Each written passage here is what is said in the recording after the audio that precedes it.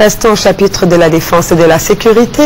FRC, FANCI ou simplement Armée ivoirienne, les militaires réfléchissent à un éventuel changement de dénomination de l'armée ivoirienne au sein d'un atelier sur la mise en œuvre de la matrice d'action des forces armées.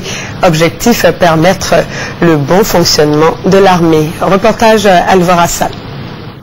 Les travaux de l'atelier ont été organisés autour de deux commissions techniques, la matrice d'action des forces armées et le projet d'ordonnance portant organisation des forces républicaines du Côte d'Ivoire.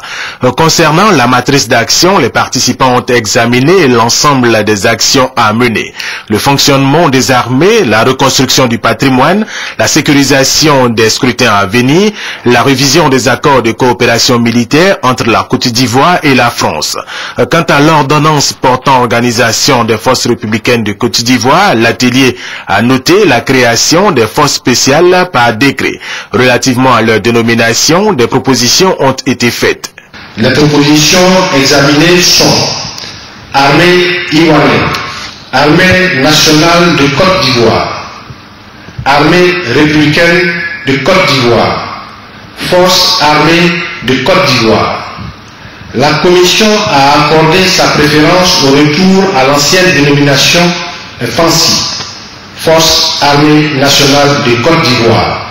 Toutefois, comme alternative, les dénominations de Force armée de Côte d'Ivoire et enfin Armée ivoirienne ont également été retenues. Le ministre délégué à la Défense, Paul Kofi Kofi, a dit que les résolutions seront soumises au Premier ministre, ministre de la Défense et ensuite au président de la République. Il rassure par ailleurs que désormais tout sera mis en œuvre pour améliorer l'image des militaires ivoiriens.